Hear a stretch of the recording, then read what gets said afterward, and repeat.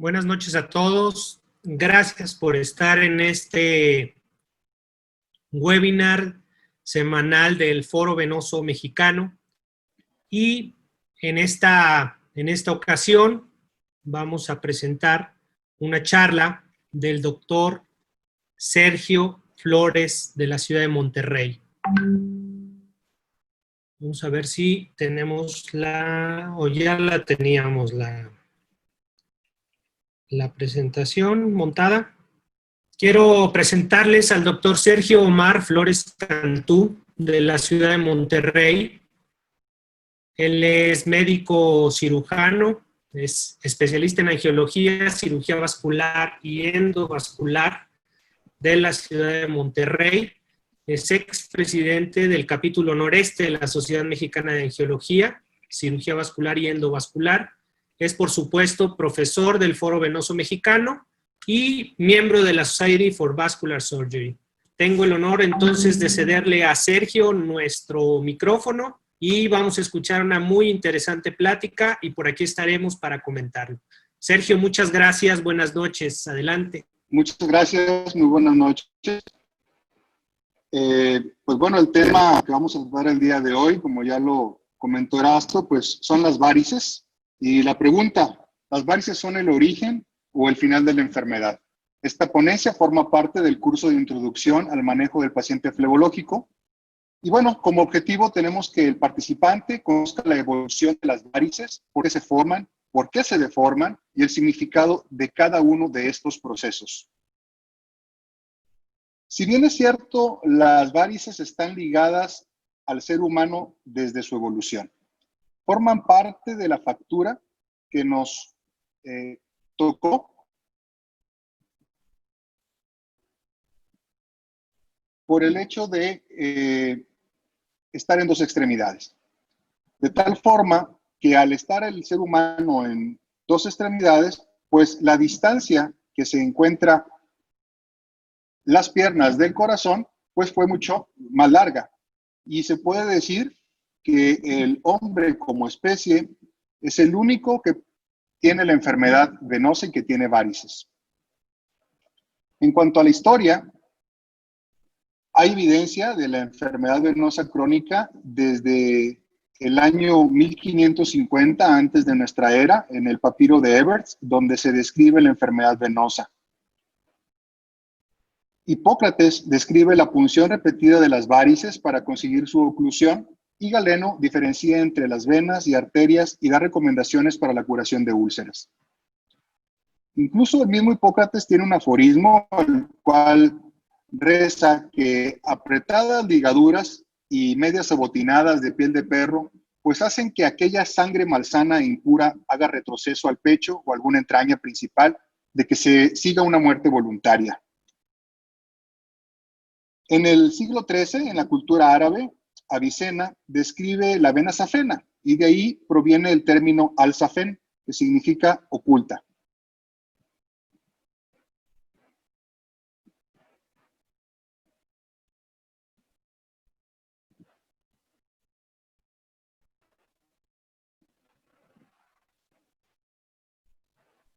En la Biblia, Ezequías es curado de su úlcera venosa por Isaías, y esto lo podemos ver en el libro 2 de Reyes. Servet describe la circulación menor en el siglo XVI. William Harvey describe la circulación de retorno y el sistema circulatorio en general en el año de 1648. Fabricio de Aquapendente, de su libro De Venerus Osteolis, describe anatómicamente las válvulas venosas y su función. Y Tomás Rimas postula el reflujo del callado safeno como factor desencadenante y preconizó la ligadura del mismo callado safeno-femoral como parte del tratamiento. Babcock propone el stripping del eje safeno como tratamiento definitivo de las varices. Y ya más cercano a nuestros años, el doctor Carlos Bonnet, en 1997, trata la primer varice con láser endovenoso. Cabrera, en el año 2000, populariza el uso de la espuma para la fleboescleroterapia. Pero, ¿qué son las varices? Bueno, pues las varices forman parte de una enfermedad que se denomina enfermedad venosa crónica. Y esta enfermedad venosa crónica es el resultado final del trastorno de la función valvular de las venas superficiales profundas o de ambas. Otra clasificación dada por la Unión Internacional de Flebología es que son aquellos cambios producidos en las extremidades inferiores resultado de la hipertensión venosa prolongada, incluyendo la hiperpigmentación, el eczema o dermatitis por estasis y las úlceras. La distribución de la enfermedad es a nivel global. Se dice que 8 de cada 10 pacientes adultos van a presentar enfermedad venosa crónica, dando una prevalencia del 83.6% en nuestra población. Demográficamente, el 10% de la población adulta tiene alguna variedad de venas varicosas. Existe un predominio de la enfermedad de las varices de 2 a 1 en el sexo femenino, es decir, hay más prevalencia en las mujeres que en los varones. Por cada varón enfermo existen 2 mujeres enfermas con enfermedad venosa crónica. Y es la primera causa de atención por consulta en patología vascular. Los costos de atención de las complicaciones son altos. En cuanto a los factores de riesgo para desarrollar la enfermedad venosa crónica y varices, tenemos la edad avanzada, el hecho de ser mujer, la gestación o el embarazo, el sedentarismo prolongado, el ortostatismo prolongado o estar mucho tiempo de pie, el sobrepeso y, sin lugar a dudas, la carga genética que cada uno de los individuos pueda tener para el desarrollo de esta enfermedad. En cuanto a la anatomía del sistema venoso, este lo está dividido en 3 tipos de sistemas venosos. Tenemos el sistema venoso profundo, el cual lleva el 90% de la circulación venosa de retorno de las extremidades hacia el corazón. Tenemos el sistema venoso superficial, el cual lleva el 10% del retorno venoso y es el responsable de la presencia de venas varicosas en los miembros inferiores. Cuando hay una incompetencia del sistema venoso profundo, podemos observar cambios en la pigmentación, incluso úlceras venosas, y esto está relacionado a la hipertensión venosa. El sistema venoso de las venas perforantes es aquel que comunica el sistema superficial con el sistema venoso profundo. Podemos observar en esta lámina cómo el sistema venoso profundo está conformado por las venas tibiales, las cuales ascienden en pares a un lado, a satélites a las arterias tibiales, las cuales confluyen a nivel de la rodilla en la vena poplitea, la cual asciende con el nombre de vena femoral, cambia de nombre a vena ilíaca y, unida a la vena ilíaca contralateral, llegan a la vena cava inferior. El sistema venoso superficial está conformado por la vena safena mayor y por la vena safena menor. La vena safena mayor o safena magna discurre por la parte interna del malleolo interno, el cual sube de forma medial a través de la pierna y el muslo hasta llegar a la unión safeno-femoral en la ingle. La vena safena parva o safena menor discurre y asciende por la parte lateral externa de la pierna y el pie hasta llegar a la fosa poplitea que se encuentra en el hueco popliteo en la cara posterior de la rodilla, donde se une la vena safena parva con la vena poplitea.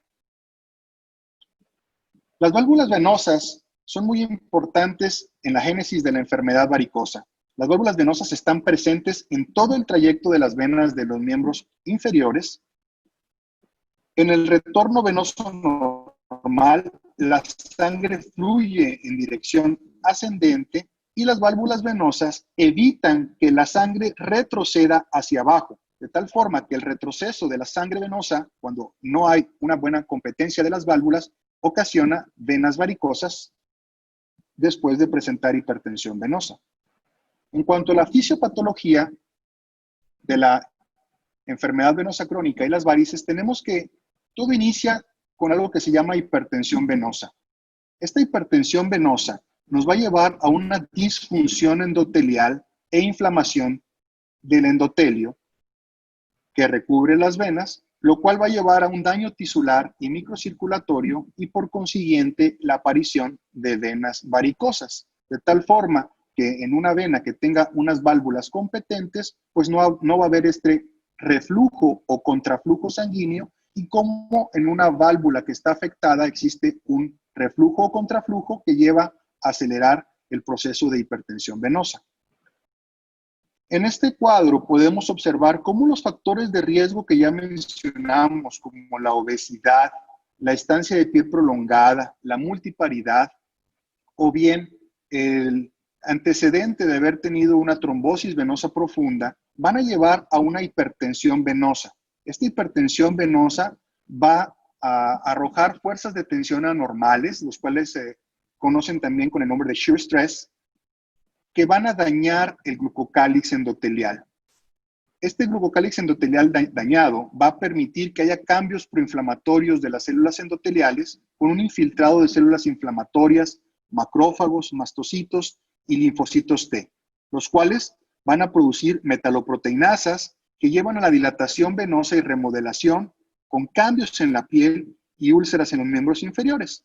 Estas metaloproteinasas y esta dilatación va a llevarnos a un daño por reflujo y a su vez se va a cerrar el círculo llevando nuevamente este daño por reflujo a una hipertensión venosa. El glucocálix endotelial está constituido por proteoglicanos, glucosaminoglicanos y glicoproteínas que están asociadas a la membrana celular. La alteración del glucocálix se considera una de las anormalidades iniciales en la patogénesis de la enfermedad venosa. De tal forma que el glucocálix sano no permite la filtración de leucocitos. Como pueden observar en esta lámina, tenemos el glucocálix que semeja una pequeña alfombra, por así decirlo, en la parte interna del endotelio, y como cuando el glucocálix está sano, evita que haya una filtración de leucocitos, y esto permite que la vena tenga un flujo adecuado y sus válvulas se encuentren sanas. Pero, ¿qué sucede cuando estas fuerzas de tensión anormal dañan a este glucocálix sano? Pues bueno, el glucocálix dañado va a permitir la diapédesis, es decir, el transporte de los leucocitos con liberación de sustancias inflamatorias que alteran el subendotelio, es decir, la parte que se encuentra por fuera de las venas y el músculo. Esto va a llevar a factores quimiotácticos como la liberación de metaloproteinasas, enzimas proteolíticas, que van a ocasionar una vena débil y dilatada con distorsión de sus válvulas, lo que va a llevar a un reflujo o contraflujo de la sangre y la aparición de las venas varicosas. Vean ustedes cómo en el lado izquierdo, un endotelio normal, donde tenemos un glucocálix íntegro, existe una homeostasis en cuanto a los eritrocitos, plaquetas y células inflamatorias. Pero como cuando hay una disfunción endotelial y este glucocálix desaparece, existe una diapédesis, ¿sí?, de los leucocitos, y cómo es extravado del vaso y empiezan a ocasionar. ¿Qué vamos a observar en la pared venosa de una varicosa? Un paciente con enfermedad venosa crónica, hipertrofia e incremento de las fibras de colágeno, una disrupción de las fibras de elastina y células musculares lisas, lo cual va a permitir que la vena se vuelva más o dilatada y de manera de monocitos. Esto sucede en áreas de endotelio con expresión de moléculas intercelulares de adhesión e inflamación. Y es más sencillo de entender si observamos más adelante un video. Quiero que vean este círculo y cómo cuando hay un ataque a nivel de las válvulas de las venas, empieza a ocurrir algo que nosotros conocemos como reflujo o contraflujo venoso, lo cual lleva a una hipertensión venosa, la aparición de venas varicosas. Subsecuentemente puede haber edema o hinchazón en las piernas por salida de líquido, cambios en la piel, y estos cambios en la piel pueden llegar a ser úlceras venosas. Esto es en cuanto a la progresión habitual de la enfermedad venosa crónica, y esta está dada por la liberación de mediadores de la inflamación después de la interacción del leucocito con el endotelio. Vean ustedes cómo esta interacción del leucocito con el endotelio venoso va a llevar a una liberación de mediadores de la inflamación. Y estos liberación de mediadores de la inflamación van a estimular o a activar fibras que son nervios de fibras finales que se encuentran a nivel del tejido venoso, y este es el responsable del dolor y los síntomas asociados a la enfermedad venosa crónica y a las varices, de tal forma que la activación de estas fibras C son las que van a actuar como nociceptores o receptores del dolor, los cuales son activados por mediadores inflamatorios. Pueden observar en esta animación cómo el leucocito tiene una interacción directa con el endotelio que está dañado con la falta de glicocálix y cómo este leucocito tiene una diapédesis, sale fuera del vaso, libera sus sustancias como metaloproteinasas y estas actúan a nivel de las fibras C, ocasionando dolor en los pacientes. En cuanto al diagnóstico de la enfermedad venosa crónica y las varices, la piedra angular del diagnóstico es sin lugar a dudas el interrogatorio dirigido, de tal forma que tenemos antecedentes, hay que preguntar al paciente sobre antecedentes familiares de enfermedad venosa y de varices. La ocupación también es muy importante al momento de nosotros hacer el interrogatorio de nuestros pacientes.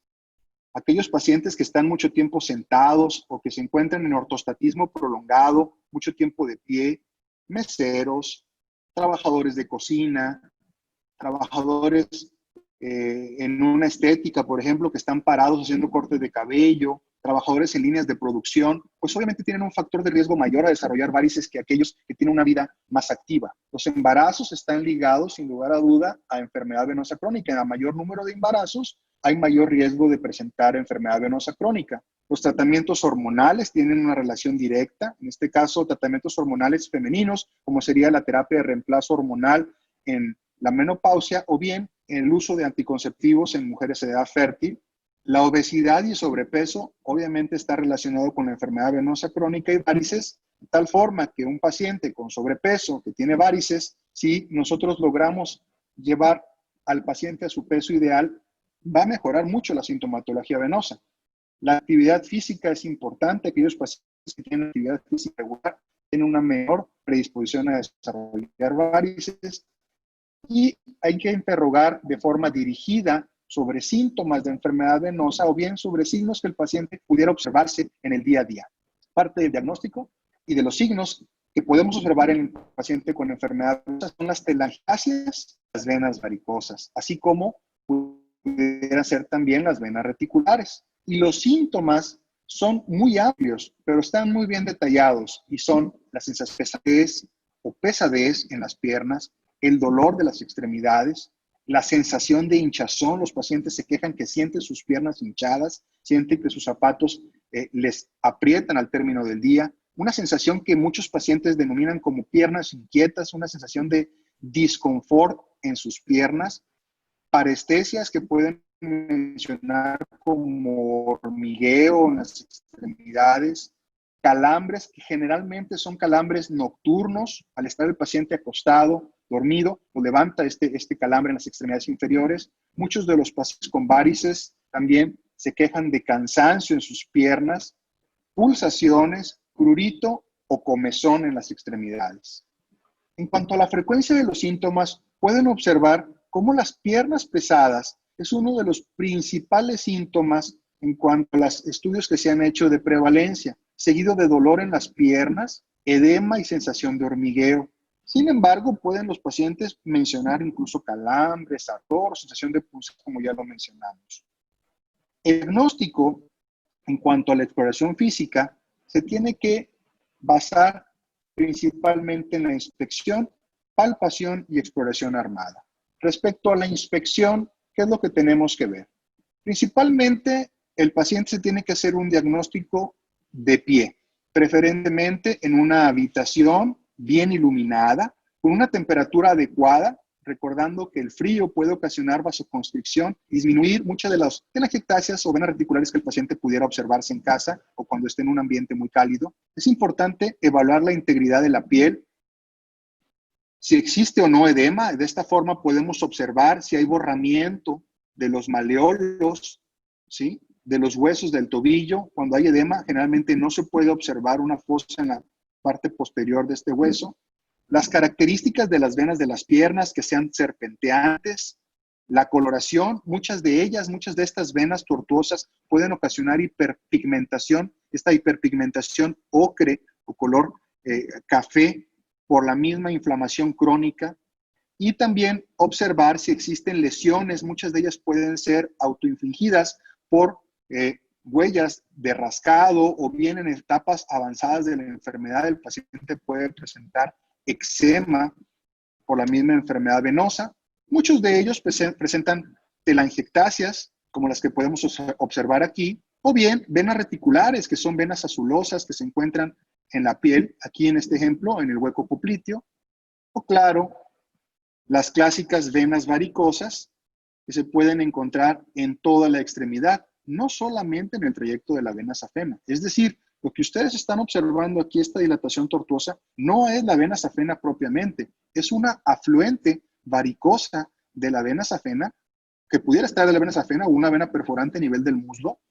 Quiero que vean este ejemplo, como una tributaria varicosa tiene un diámetro mayor a 3 milímetros, como las telangiectasias que se encuentran muy superficiales tienen un diámetro de 1 milímetro, y la diferencia cuando hablamos de una telangiectasia y una vena reticular precisamente es el hecho de que la vena reticular tiene un diámetro de 1 a 3 milímetros y la telangiectasia tiene un diámetro de 1 milímetro.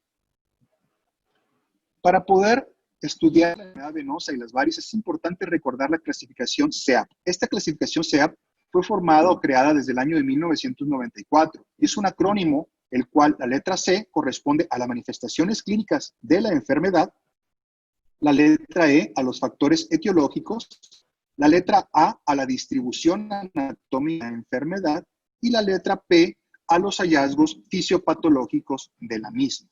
De tal forma que cuando hablamos de una clasificación SEAP, lo importante o lo mayor importante sería saber las manifestaciones clínicas de la enfermedad. De tal forma que la clasificación clínica de la enfermedad venosa crónica se divide en 7 estadios. La clase 0 es para aquellos pacientes que no tienen signos visibles o palpables de enfermedad venosa, pero que por medio de un estudio paraclínico o bien por síntomas corresponden a enfermedad venosa crónica. Es decir, no tienen telangiectasias ni venas reticulares, simplemente pueden presentar síntomas o tener un estudio que nos dice que tiene enfermedad venosa crónica. Bueno, pues este paciente está dentro de la clasificación sea C0 o clase 0. La clase 1 corresponde a las telangiectasias y venas reticulares. La clase 2 es lo que corresponde a nuestra ponencia del día de hoy, la presencia de venas varicosas. La clase 3 corresponde a los pacientes con edema. La clase 4 a aquellos pacientes que tienen cambios dérmicos. Y hay una subdivisión para C4A, aquellos que tienen pigmentación y eczema, y C4B para aquellos que presentan lipodermatosclerosis o atrofia alba o atrofia blanca.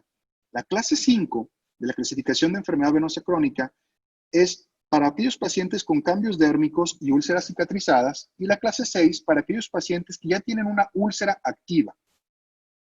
De tal forma que si nosotros entendemos la clasificación clínica de la enfermedad venosa, sabemos que las venas varicosas corresponden al estadio C2, en las cuales haya una tortuosidad y dilatación de las venas de las extremidades inferiores. En cuanto a la prevalencia de la enfermedad venosa crónica por etapa clínica, veamos los resultados del estudio Bain Consul, en el cual la mayor prevalencia para enfermedad venosa crónica se da al estadio C1, aquellos pacientes con telangiectasias y venas reticulares, el cual corresponde al 34%. El siguiente número de pacientes en cuanto a prevalencia son los pacientes en estadio C0, que corresponden al 20% de los casos, y el estadio C2, el cual corresponde a venas varicosas, ocupa el tercer lugar con un 18% de prevalencia. Esto es resultados del estudio Bain Consul, el cual se hizo en 4.927 pacientes a nivel internacional. De tal forma que el estadio C2 pues, tiene una prevalencia bastante alta.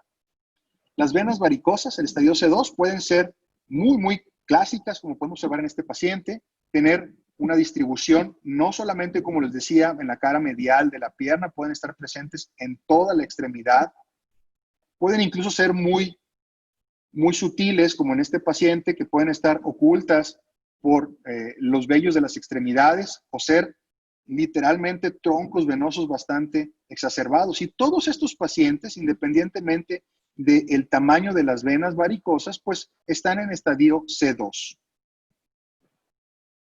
En cuanto a la palpación, parte de la exploración física para el diagnóstico de enfermedad venosa crónica, es muy importante palpar la temperatura de la piel. Generalmente los pacientes pueden mencionar que tienen un aumento de la temperatura. Hay que palpar estos paquetes varicosos si tienen algún endurecimiento o bien si son dolorosos a la palpación. Muchos paquetes varicosos pueden estar endurecidos por una calcificación, por la cronicidad de los mismos. Importante también, en ocasiones es posible palpar una depresión donde están las venas perforantes. Y sin lugar a dudas, en todo paciente con enfermedad venosa es importantísimo ver la integridad del sistema arterial.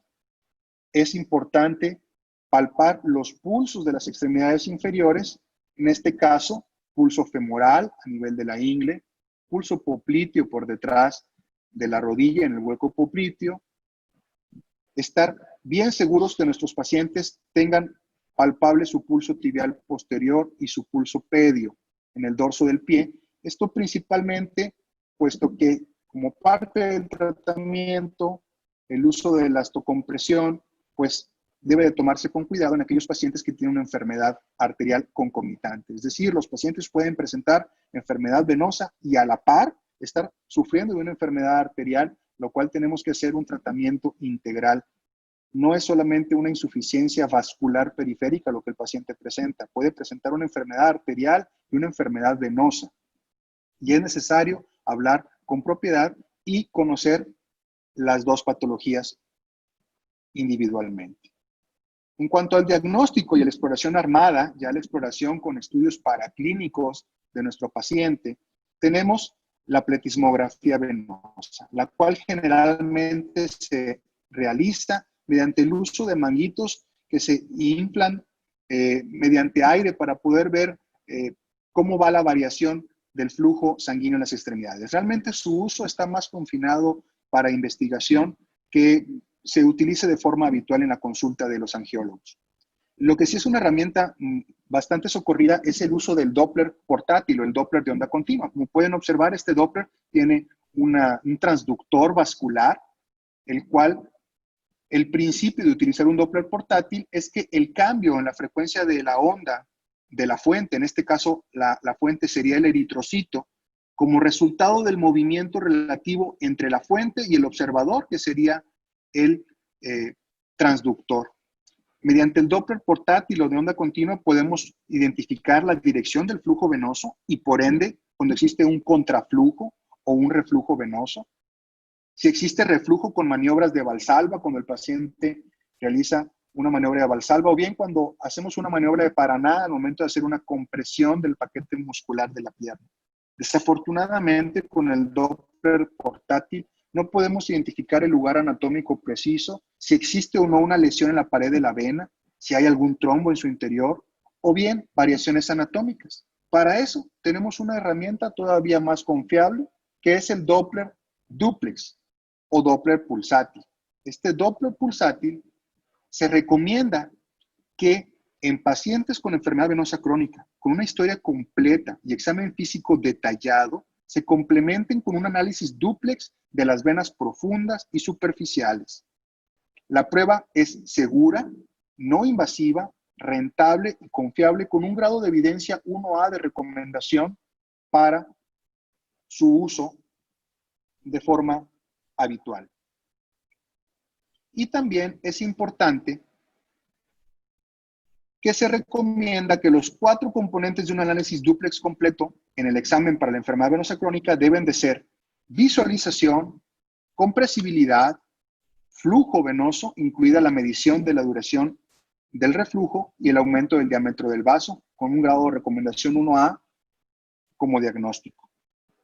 Tenemos también como método diagnóstico paraclínico la flebografía, la cual se puede realizar de forma ascendente o forma descendente.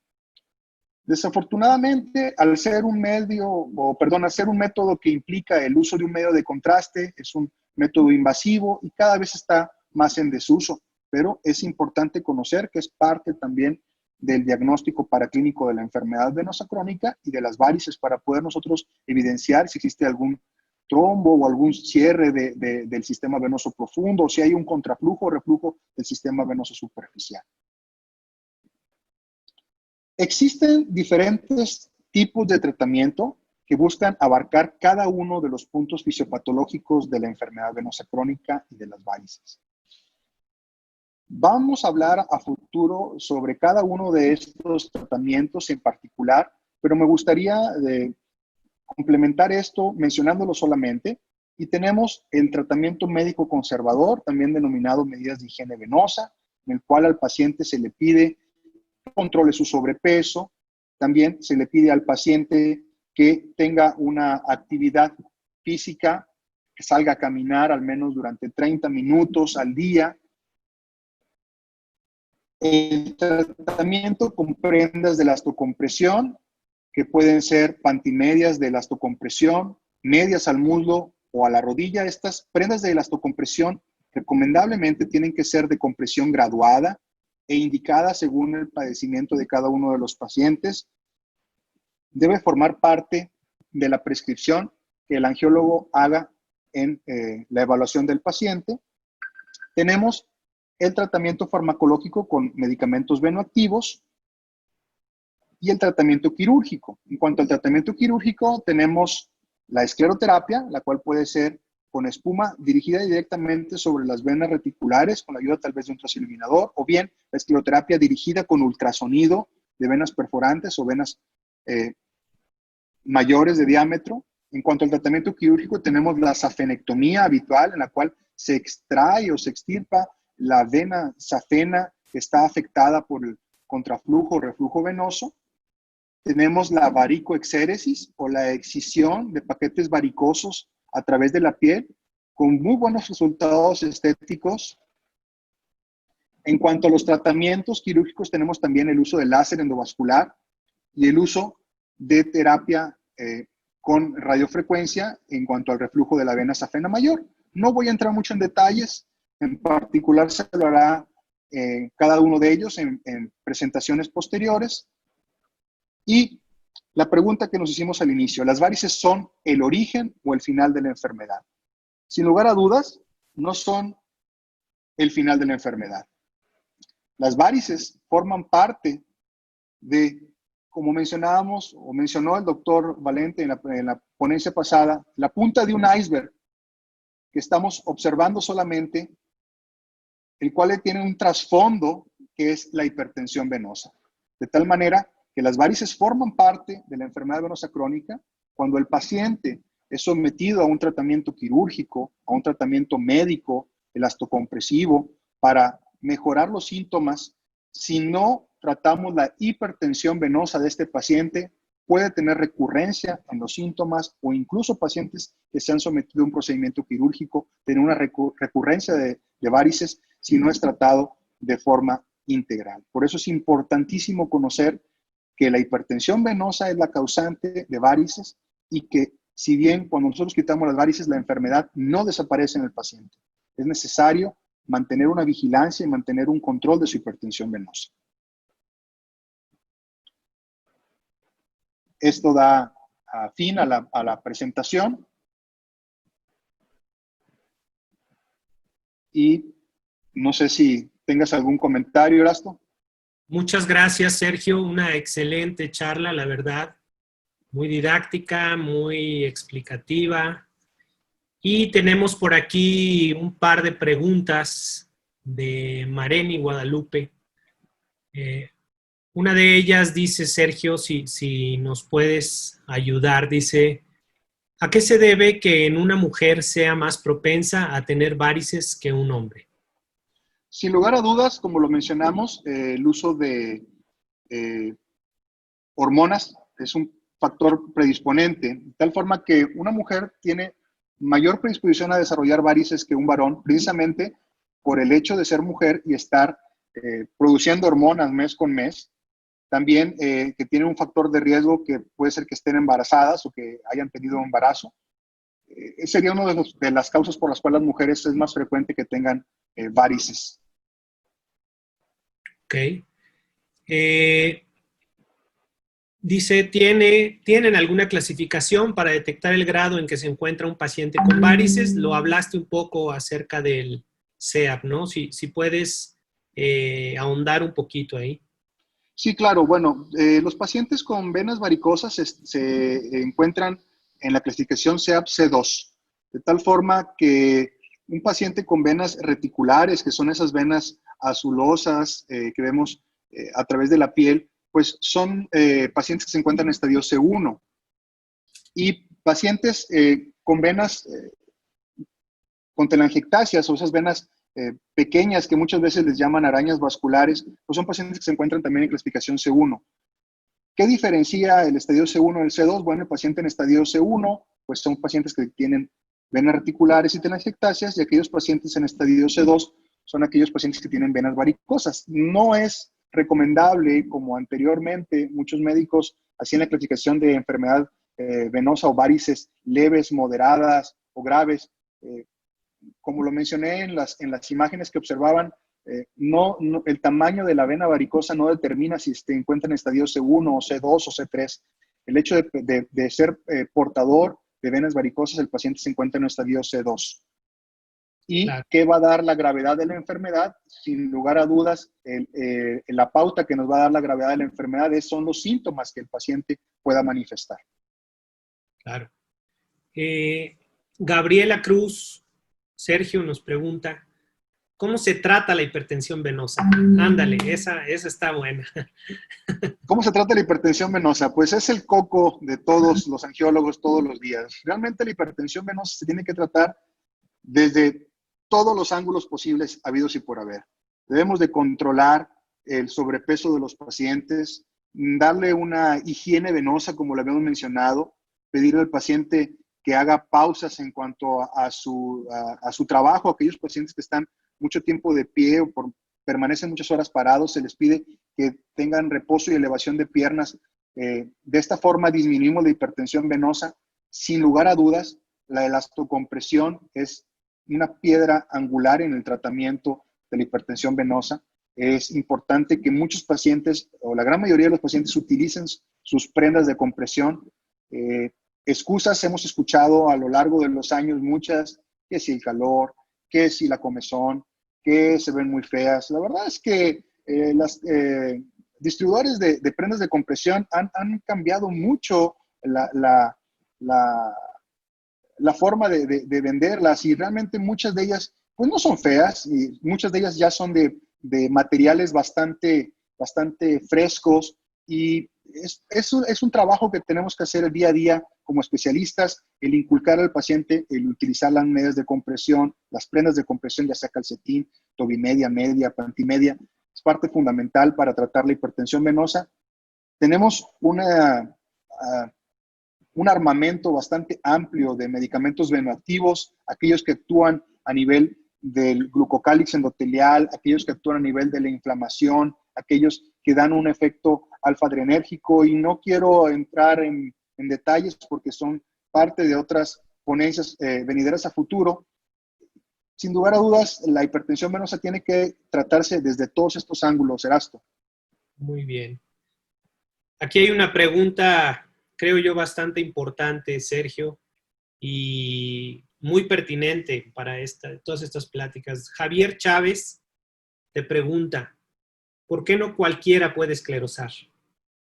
¿Por qué no cualquiera puede esclerosar? Es una pregunta bastante buena. ¿Cualquiera pudiera esclerosar si sabe utilizar una jeringa? La respuesta es sí. Yo sé utilizar una jeringa, sé poner una inyección intravenosa, sé poner una inyección intramuscular. ¿Por qué no puedo esclerosar? Sin lugar a dudas, el principal problema que tenemos con los pacientes que están mal tratados con una mala escleroterapia es que no se está tratando la hipertensión venosa de fondo. Muchos pacientes piensan que esclerosarse, ir al consultorio y ponerse una sesión de escleroterapia sin utilizar medidas de compresión o sin identificar si existe un reflujo o contraflujo en algún sistema venoso importante, como sería la safena mayor o una vena perforante. Si no, nosotros tratamos la enfermedad venosa de fondo, la situación de la escleroterapia no puede llevarse a cabo.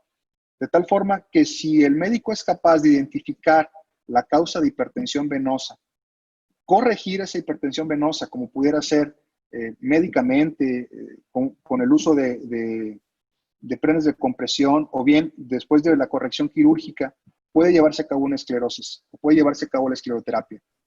Es importante también conocer la anatomía del sistema venoso, evitar, en un llegado caso, esclerosar una vena perforante, de forma en que podamos llevar a cabo una complicación, como sería una embolización, o bien aquellos pacientes que se han esclerosado de forma incorrecta, que se han ocasionado incluso hasta úlceras por isquemia a nivel de la piel. Estas úlceras tardan en sanar y dejan un resultado estético nada favorecedor para los pacientes.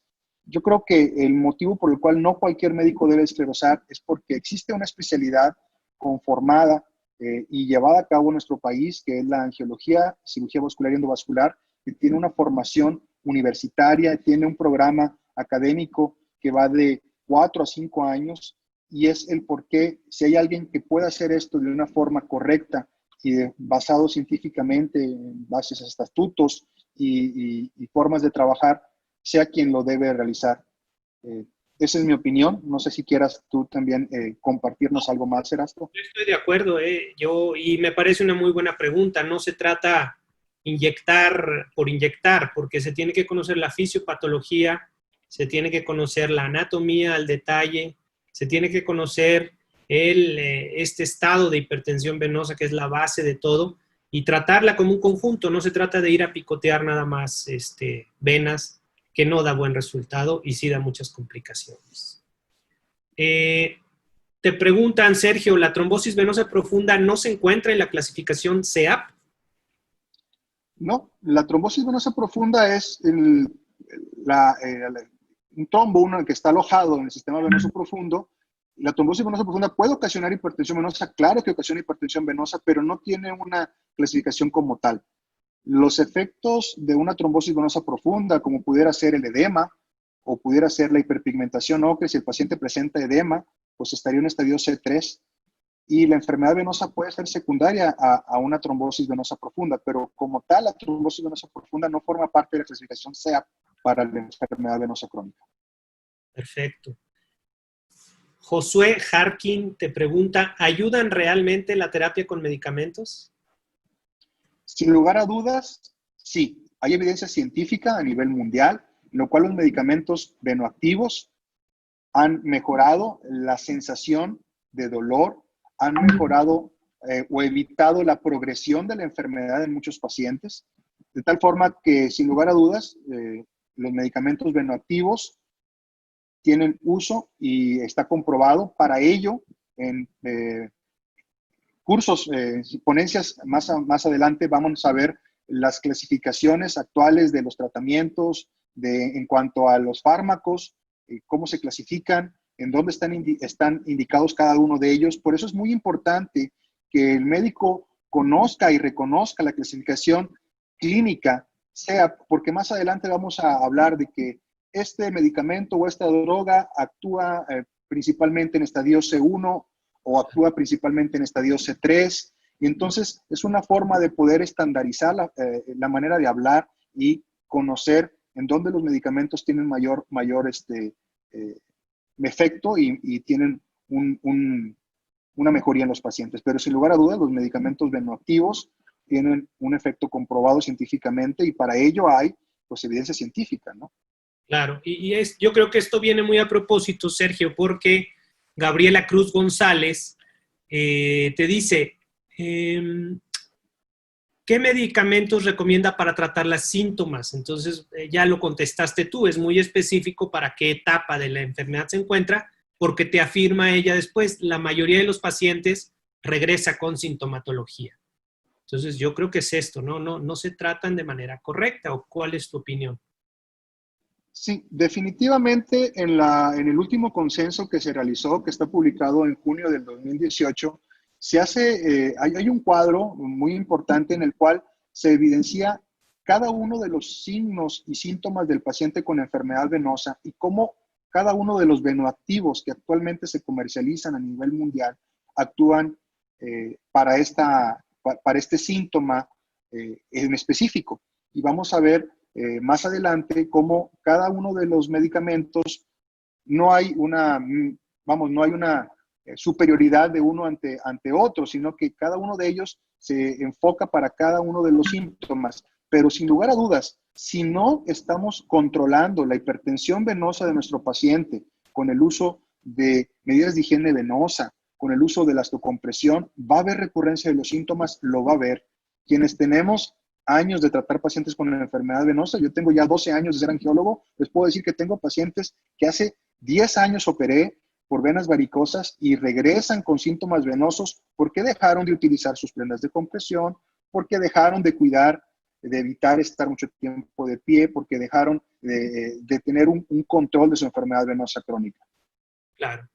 De manera general, nuevamente Josué Harkin te pregunta, ¿cuándo estos pacientes son quirúrgicos? Es una muy buena pregunta.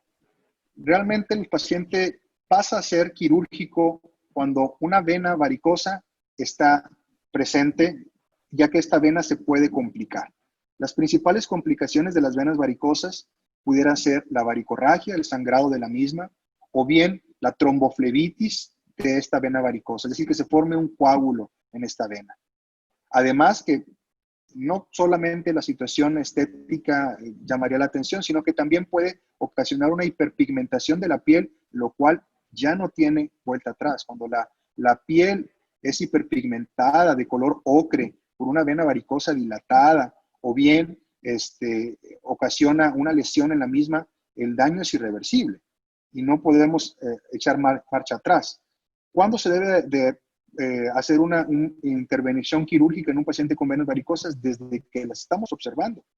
Hay que tratar la hipertensión venosa y derivar a este paciente con venas varicosas con el angiólogo para que, en base a una exploración física detallada y a una exploración instrumentada, como pudiera ser con un ultrasonido Doppler, identifique el sitio de contraflujo o de reflujo o el sitio por donde se está ocasionando la fuga de sangre o el contraflujo de sangre para poder hacer el cierre correcto del mismo con la técnica que sea mayor conveniente, pudiera ser la ligadura con cirugía o bien mediante métodos ablasivos con calor, mediante láser o radiofrecuencia, o bien con métodos ablasivos químicos como sería con el uso de escleroterapia. Pero el médico angiólogo es quien a su vez debe identificar dónde se encuentra el origen de esta vena varicosa. No se trata solo de abrir la piel y retirar ese paquete varicoso, porque pues si esto se lleva a cabo, la recurrencia va a ser muy frecuente en el paciente.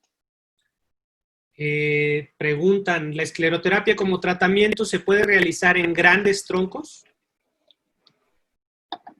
Siempre y cuando tengamos identificado la fuente o el origen de la vena, del reflujo venoso, si podemos nosotros identificar, en este caso, la vena perforante que está ocasionando el contraflujo venoso y podemos ir de forma dirigida a esa vena perforante y cerrarla con esclerosante, claro que puede llevarse, sin lugar a dudas, a la escleroterapia de troncos venosos muy grandes.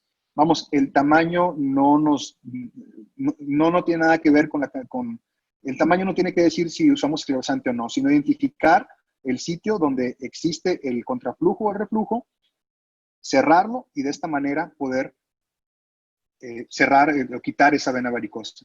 Claro. Y ya queda mucho de el expertise o el grado de formación que tenga cada médico o cómo prefiera tratar la vena. Habrá quienes prefieran hacer una excisión del paquete varicoso mediante mediante plebectomía. Habrá quien hará una escleroterapia dirigida al paquete varicoso. Pero bueno, eso depende del tratamiento que cada uno del médico da. Jorge Márquez te tira aquí una curva de 100 millas. A ver si la agarras. Está buena. En una úlcera venosa con un índice tobillo-brazo 0.6, 0.7, ¿hay alguna opción de terapia compresiva que se pueda ofrecer?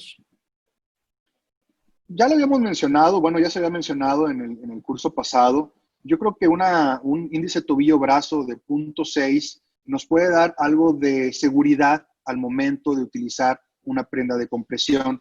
Y cuando hablo de una prenda de compresión en una úlcera, pues pudiera ser el uso de un vendaje de compresión, con el uso tal vez de un parche inteligente. Y yo creo que si un paciente tiene un índice tobillo-brazo de 0.6 o vigilancia del médico, puede tener una prenda de compresión sin ningún problema.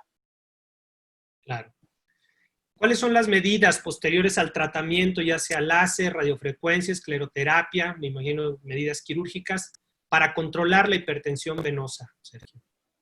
Posoperatoria, de forma posoperatoria.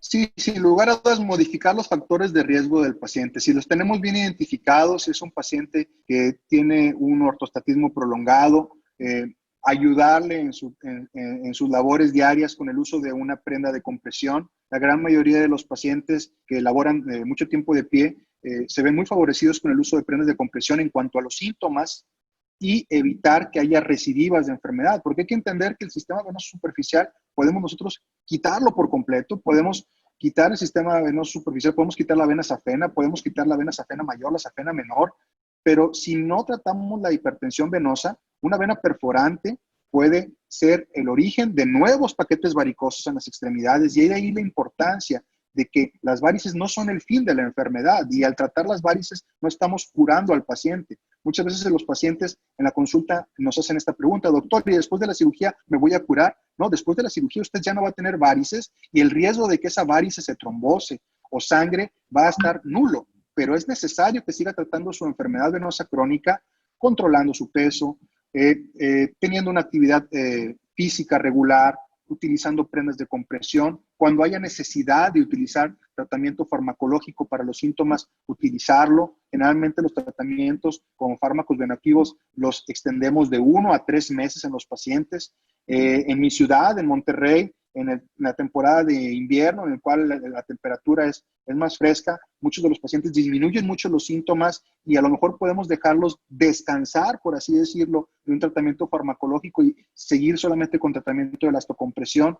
Pero cuando vienen los meses como el que estamos cruzando ahorita, mayo, junio, julio, que son meses muy calientes, en lo cual el calor va a ocasionar una vasodilatación de las venas y va a exacerbar la hipertensión venosa, es necesario dar un tratamiento coadyuvante con fármacos, ¿sí? El paciente con enfermedad venosa no se va a curar con la cirugía para toda la vida. La cirugía de las venas varicosas, el tratamiento de las venas varicosas es tratar una parte de la enfermedad venosa crónica, más no la vamos a curar jamás. Y quien les diga lo contrario, pues está incorrecto. Te dice Roberto Armijos, buenas noches. En un paciente con síndrome antifosfolípido y reflujo del callado safenofemoral, ¿cómo tratamos, además de las medidas generales y flebotónicos? Creo que no tendría nada, pero bueno, ¿cuál es tu opinión? Sí, bueno, un paciente que tenga esta displasia sanguínea no tiene ninguna contraindicación de que se pueda hacer un procedimiento ablativo.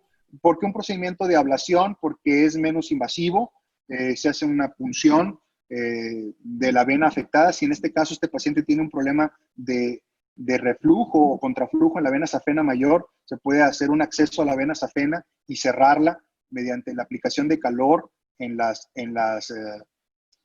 vena, ya sea por el uso de láser o con el uso de radiofrecuencia. No veo ningún problema el hecho que tenga una displasia sanguínea. Después de un tratamiento quirúrgico, Sergio, preguntan, ¿la enfermedad puede ser recidivante? Yo creo que ese es un tema importante a tratar porque mucha gente o se escucha entre los pacientes, no te operes porque es como si las podaran, etcétera. ¿Cuál es tu opinión en este sentido? Como ya lo mencioné, los pacientes que buscan atención médica por venas varicosas, es importante hacerles hincapié y hacerles mención que las venas varicosas forman parte de una enfermedad que se llama enfermedad venosa crónica, que la enfermedad venosa crónica no se cura, que la enfermedad venosa crónica se controla. Y al hacer nosotros una cirugía venosa, estamos quitando riesgo de que esa vena varicosa se trombose o sangre, pero no va a curar su enfermedad venosa crónica. ¿Puede tener recidivas el paciente en cuanto a síntomas? Sí. Y es muy importante y es fundamental la comunicación de nosotros con nuestros pacientes, hacerles ver y que el paciente comprenda el hecho de que la enfermedad venosa crónica va a acompañarlo el resto de su vida y que tiene herramientas que le van a ayudar para sobrellevarla y tener una vida muy, muy pegada a la normalidad, ¿sí? Pero Claro. que sin lugar a dudas, dejar una vena varicosa, yo les digo a mis pacientes, dejar una vena varicosa es dejar un problema en las piernas, ya que se pueden complicar, como lo hemos mencionado. Claro. Muy bien, Sergio, pues te quiero agradecer enormemente. La verdad es que fue una plática muy, muy constructiva, mucha información, muy bien presentada, y te quiero felicitar y agradecer a nombre de Foro Venoso tu presencia en estas pláticas, Sergio. Muchísimas gracias a todos por su atención. Un saludo a todos los colegas y pues vamos a cuidarnos, seguir adelante. Dios está con nosotros. Muchas gracias. Y solamente unos avisos parroquiales por último. Nuestra siguiente plática el otro jueves es ¿qué hay debajo de las varices? ¿Conoces la hipertensión venosa? A cargo del doctor Venancio Pérez Damián y la doctora Nora Enid Lecona Huet. Ellos van a transmitir desde el Hospital Español de la Ciudad de México el próximo jueves a la misma hora. Y queremos recordarles que entren por favor a la página de forovenosomexicano.com.mx. Ahí está la nueva fecha para el Foro Venoso Mexicano, que por razones de la situación que se está viviendo actualmente en el país y el mundo, se cambió para el mes de noviembre. 11 de noviembre del 2020 será el Foro Venoso Mexicano en la ciudad de Puebla. Los invitamos a que entren, que revisen la información, que se inscriban y que nos acompañen. Sergio, muchísimas gracias. Nuevamente te mando un abrazo hasta Monterrey y gracias a nombre de Foro Venoso. Por aquí nos estaremos viendo. Muchas gracias a todos. Gracias, muy buenas noches. Hasta luego. Gracias.